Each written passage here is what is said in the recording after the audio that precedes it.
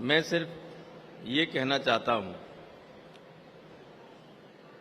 कि उन्होंने वे लोग जो बिल्कुल गरीब हुआ करते थे, पिछड़े थे, दलित थे, या जो अगड़ों में भी कमजोर थे,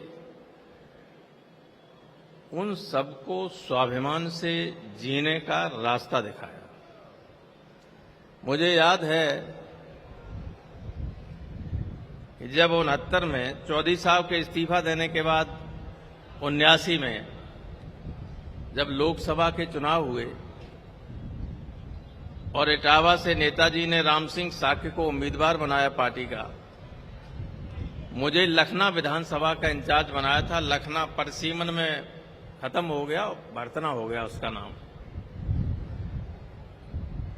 तो एक गाड़ी थी, कोई नेताजी ने भेजी थी, किराए एक गाड़ी थी, जीप थी, ऐसी नहीं जो एयर कंडीशन गाड़ी अब सबके पास है, तब थी ही नहीं कुछ।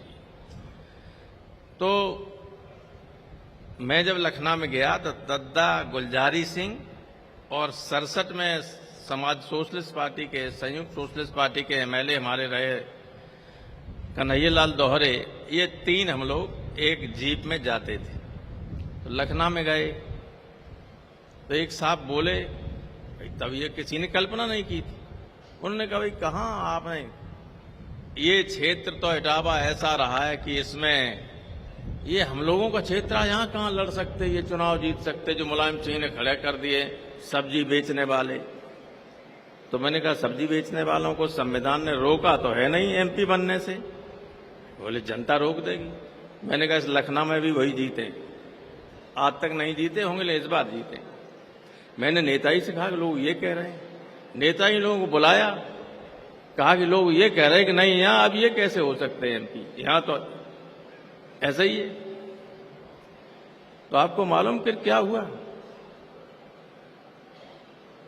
चकन्नगर जैसी पोलिंग स्टेशन पे आप सोच सकते हैं, जब वोट खुला तो कमांडर साहब को 0, सुखदा मिश्रा 1, राम सिंह साक्य 900, ये हालत हो गई।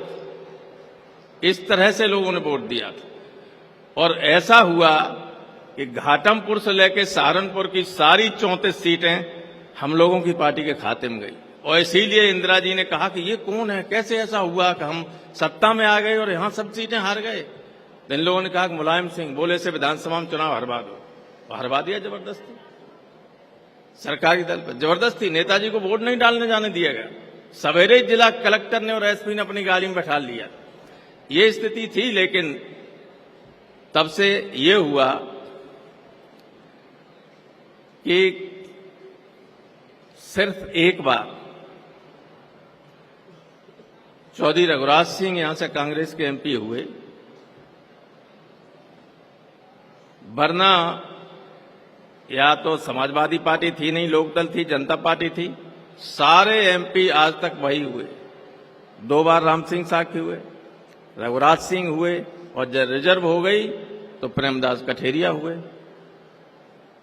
अब रिजर्व इटावा, ये जसवंत नगर मैनपुरी में आ गया। तो नेताजी ने, लोग कहा करते, हमसे कहते थे कैसे हो सकते सब्जी बेचने वाले एमपी हो जाएंगे? 4 बार इटावा से सब्जी बेचने वालों को नेताजी ने बनाया एमपी। कुछ लोग कहते थे, उनका मुंह, अब वो हो ही नहीं पाते कभी, अब तो सवाल नहीं, कोई रिजर्व हो गई थी।